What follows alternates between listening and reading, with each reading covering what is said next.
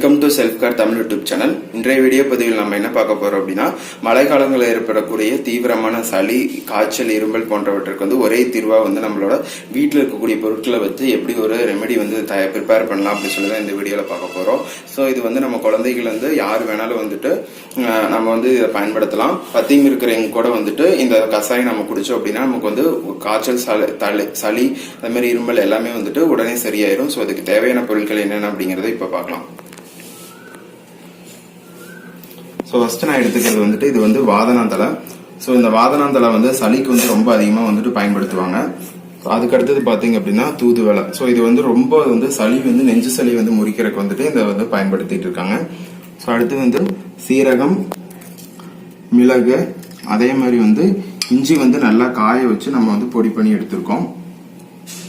So அதுக்கு தேவையான அளவுக்கு சர்க்கரை, நீங்க தேன் கூட இதுக்கு பயன்படுத்திக்கலாம். ஸோ ஃபர்ஸ்ட் நம்ம என்ன பண்றோம் அப்படின்னா, இந்த மிளகையும் ஜீரகத்தையும் போட்டு நல்லா நம்ம இடிச்சு பொடி பண்ணி எடுத்துக்கலாம். இப்போ பார்த்தீங்க அப்படின்னா நம்ம ஒன்றா ரெண்டா போட்டு இடிச்சு நம்ம எடுத்துக்கிட்டோம். ஸோ இதை நம்ம தனியாக எடுத்து வச்சுக்கலாம். அடுத்து இந்த தூதுவளை, இந்த வாதனாந்தலை ரெண்டையும் போட்டு நல்லா இடிச்சு எடுத்துக்கலாம். ஸோ ரெண்டு தலை நல்லா நம்ம பொடி பண்ணி எடுத்தாச்சு. ஸோ எப்படி கஷாயம் காய்ச்சறது அப்படின்னு சொல்லி இப்போ பார்க்கலாம்.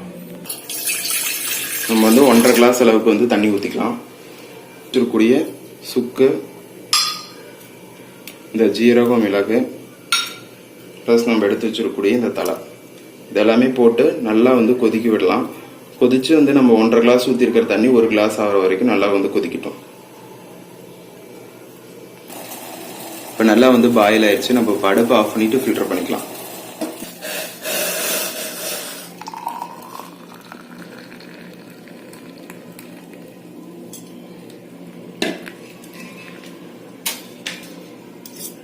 கூட நம்ம அடிஷனல் 1.5 ஸ்பூன் அளவுக்கு நாட்டு சர்க்கரை நம்ம ஆட் பண்ணிக்கலாம்.